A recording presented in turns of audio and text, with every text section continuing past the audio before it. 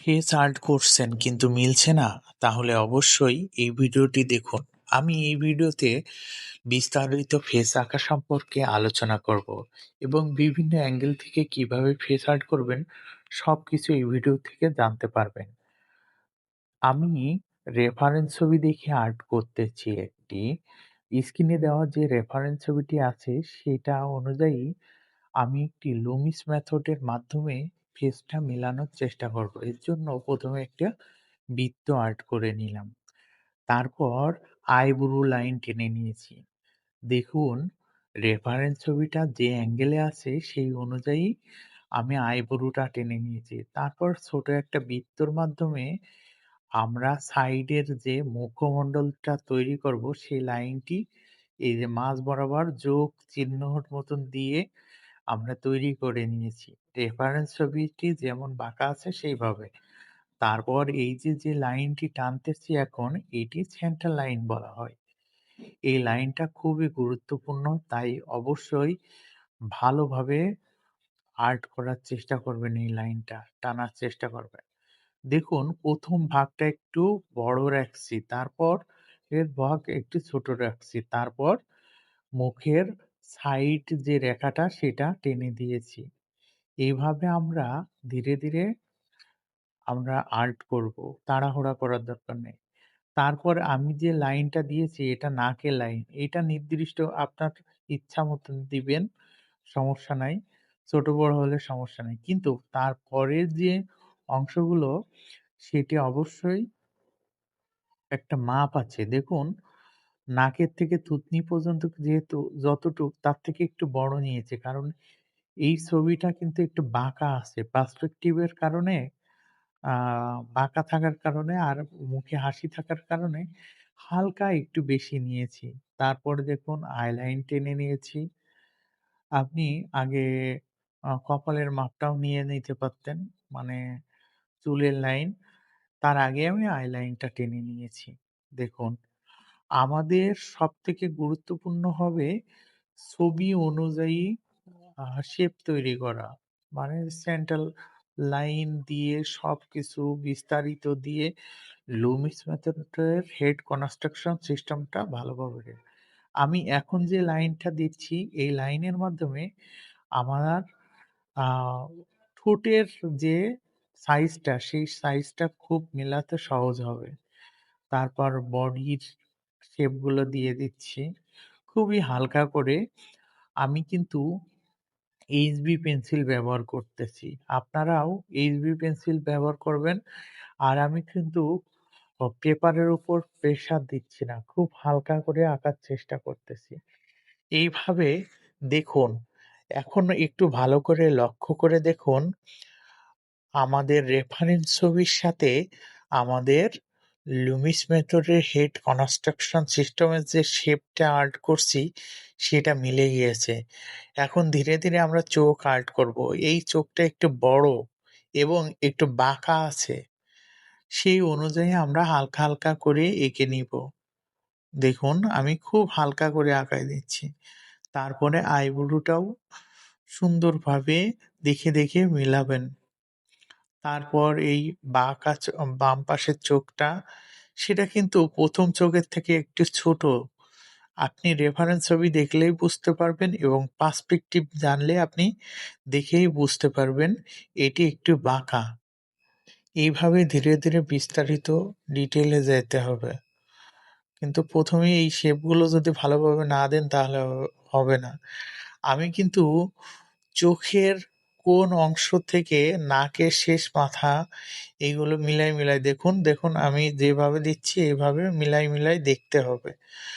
দেখলে আপনার সহজ হয়ে যাবে।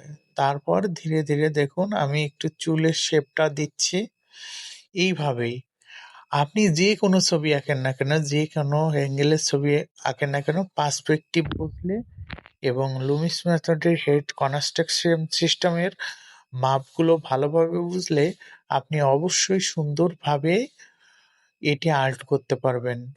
আর লুমিস মেথডের হেড কনস্ট্রাকশন সিস্টেমের আগে আমাদের দরকার আমাদের পার্সপেক্টিভটা মন দিয়ে শেখার। পার্সপেক্টিভটা শিখলে আমাদের সহজ হয়ে যাবে। দেখুন রেফারেন্স ছবি আমি বারবার দেখতেছি। তারপর ধীরে, ধীরে আমরা ঠোঁট এবং দাঁতগুলো আঁকার চেষ্টা করতেছি দেখুন। আর আমি কিন্তু চোখের লাইন, কোন লাইনে চো থেকে ঠোঁটের শেষ মাথা পর্যন্ত কাটছে, নাকের থেকে কতটুক দূরত্ব আছে, সবকিছু বারবার ছবির দিকে তাকিয়ে দেখছি আর আর্ট করতেছি। বারবার না দেখলে আমার ভুল হওয়ার সম্ভাবনা থাকবে। তাই আমি বারবার ছবির দিকে তাকাচ্ছি আর একটু, একটু করে আগাচ্ছি। ধীরে, ধীরে ডিটেইলে করার জন্য। এরপর আমরা দেখুন ধীরে, ধীরে বিস্তারিত আর্ট করব। এখন কিন্তু আমাদের অনেকটাই বোঝা যাচ্ছে যে ফেসটা মিলে আসতেছে। তার জন্য ১ম এ এই যে আমরা যে সূত্রটা প্রয়োগ করছি লুমিস মেথডের হেড কনস্ট্রাকশন সিস্টেম, এটাকে আমরা ধীরে, ধীরে মুছে দিব। মুছে দিয়ে তারপর আমরা ধীরে, ধীরে ডিটেইলে যাওয়ার চেষ্টা করব। আমি অনেকটা ডিটেইল করি নাই। ধীরে, ধীরে দেখুন আমি একটু বোঝানোর জন্য আপনাদের বোঝানো যতটুক বোঝা যায় যে এই ফেসটা মিলানো মিলছে ততটুক পর্যন্ত আমি ধীরে, ধীরে করার চেষ্টা করতেছি দেখুন। চোখটা হালকা, হালকা করে আর্ট করছি। এই আঁকতে, আঁকতে মন দিয়ে দেখুন আর আমি কিছু কথা বলি। অবশ্যই আপনার ফেস মেলাতে গেলে পার্সপেক্টিভ ভালোভাবে জানতে হবে। আমি পার্সপেক্টিভ নিয়ে কিন্তু ভিডিও তৈরি করি। অনেকেই মন দিয়ে দেখে আবার অনেকেই দেখে না।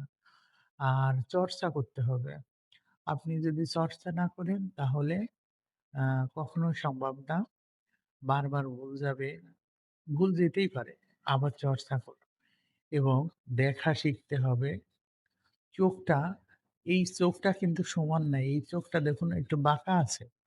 এইগুলো যদি আপনি না দেখে আপনি আঁকার চেষ্টা করেন আপনার মতন করে তখন হবে না। আর মাথায় কখনো চাপ নিবেন না। অতিরিক্ত প্রেশার নিবেন না। একটু, একটু ক্ষুদ্র, ক্ষুদ্র অংশগুলো দেখে, দেখে ক্ষুদ্র, ক্ষুদ্র অংশগুলো ডিটেইলে যাবেন। হালকা শেপ করে। হালকা শেপ করে নিলে আপনার ছবিগুলো ভুল গেলেও পরবর্তীতে শেপগুলোতে থেকে বিস্তারিত করতে পারেন। দেখুন আমি যেমন ফেসের এই যে আমি ১ম এ হালকা একটা লাইন টেনে নিয়েছিলাম। এখন ডিটেইলে যাওয়ার সময় কিন্তু আমি ছবির রেফারেন্স ছবির সাথে মিলাচ্ছি। ধীরে, ধীরে কোথায় কতটুক পরিবর্তন করতে হবে, কতটুক বাঁকা হবে সব দেওয়ার চেষ্টা করছি। হালকা আমি পেন্সিল দিয়ে হালকা ছায়া দিয়ে বোঝানোর চেষ্টা করতেছি ছবিটা 3D র মতন। আর এটা আমি স্কেচ করি নাই। হালকা, হালকা যতটুক সম্ভব ততটুক করেছি। আ আপনাদের বোঝানোর জন্য শুধু। আর একটা জিনিস মনে রাখবেন, পার্সপেক্টিভ টা জানতেই হবে। পার্সপেক্টিভ না জানলে ছবি মিলাতে পারবেন না। আপনি যত বড় আর্টিস্টই হন না কেন, যত দক্ষই হন না কেন, পার্সপেক্টিভ না বুঝে আপনি আঁকতে যাবেন, আপনি কখনোই পারবেন না। তাই অবশ্যই পার্সপেক্টিভ সম্পর্কে একটা ধারণা লাগবে এবং তারপর ধীরে, ধীরে আপনি লুমিস মেথডের হেড কনস্ট্রাকশন সিস্টেম বিভিন্ন অ্যাঙ্গেলের এইগুলো চর্চা করা শুরু করুন।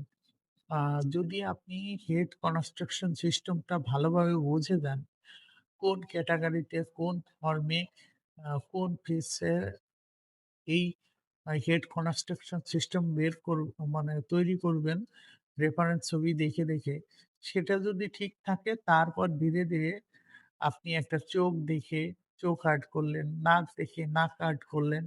এইভাবে ধীরে, ধীরে কিন্তু আঁকা যায়। আপনি যদি মাপ ঠিক থাকে তারপর ডিটেইলে দেওয়ার সময় কোনো সমস্যা আপনারা অনেকেই ভিডিও দেখছেন কিন্তু লাইক কমেন্ট ঠিক মতন করছেন না। অবশ্যই লাইক কমেন্ট করবেন। যদি কমেন্ট করতে আপনার অনেক কষ্ট হয় তাহলে একটা লাইক করে দিবেন। তাহলেও আপনার এই একটা লাইক হয়তো আপনার ১ সেকেন্ডও সময় লাগবে না। আর অনেক ক্ষতি হবে না। তবে আমার আপনারই একটা লাইক আর একটা কমেন্ট আমার কাছে নতুন ভিডিও তৈরি করতে অনেক উৎসাহ দেবে এবং আমার কাছে অনেক গুরুত্বপূর্ণ। তাই অবশ্যই একটা লাইক, একটা কমেন্ট করবেন এবং নতুন হলে অবশ্যই ফলো করবেন। আমি শুধু ফেস আঁকা না, আপনাদের বিভিন্ন বিষয়ে যেগুলো আপনাদের জানা অনেক গুরুত্বপূর্ণ। আমরা কিন্তু সবাই ছবি আঁকতে পারি।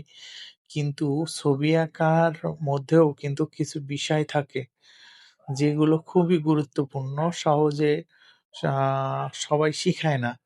সেইসব সম্পর্কে আমি ভিডিও তৈরি করব। আপনারা শুধু আমাকে একটু সাপোর্ট করুন। সাপোর্ট করে আমার পাশে থাকুন। নতুন হলে আমাকে ফলো করুন। তাহলে আমি ধীরে, ধীরে আপনাদের সবকিছুই শিখাতে পারবো।